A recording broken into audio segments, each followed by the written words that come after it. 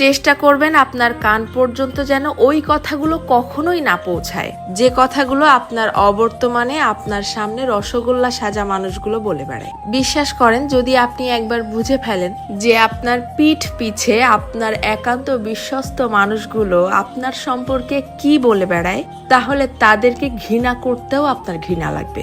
যদি আপনি বুঝে ফেলেন আপনার কান পর্যন্ত কোনো কায়দায় যদি কথাগুলো চলেও আসে, তখন আপনি এমনিতেই নিঃশব্দে মেনে নিতে বাধ্য হবেন যে আপনার আশেপাশে আসলে আপনার বিশ্বাসযোগ্য কেউ নেই। যখন কেউ আপনার প্রশংসা করবে, সেটা তারা কোনো রকম রিয়াকশন ছাড়াই চুপচাপ শুনবে।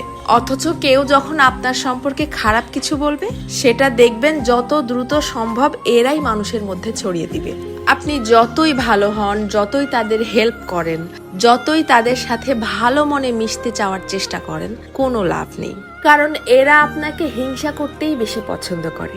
আপনার সামনে দেখাবে যে আপনাকে ভালোবাসে, অথচ আপনার পিঠ পিছে আপনাকে প্রচন্ড লেভেলের হিংসা করে। দীর্ঘদিন ধরে সবকিছু জেনেও চুপচাপ সহ্য করতে করতে যখন আপনি তাদের মতের অমিল হয় এইরকম সামান্য দুই একটা কথা বলে বসবেন, তখনই বুঝতে পারবেন তাদের আসল রূপ।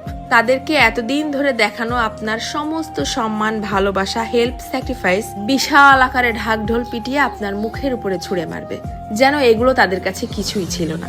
আমার কথাগুলো বিশ্বাস হচ্ছে না? আপনি আপনার জীবনে এই ব্যাপারটা একবার অ্যাপ্লাই করে দেখতে পারেন।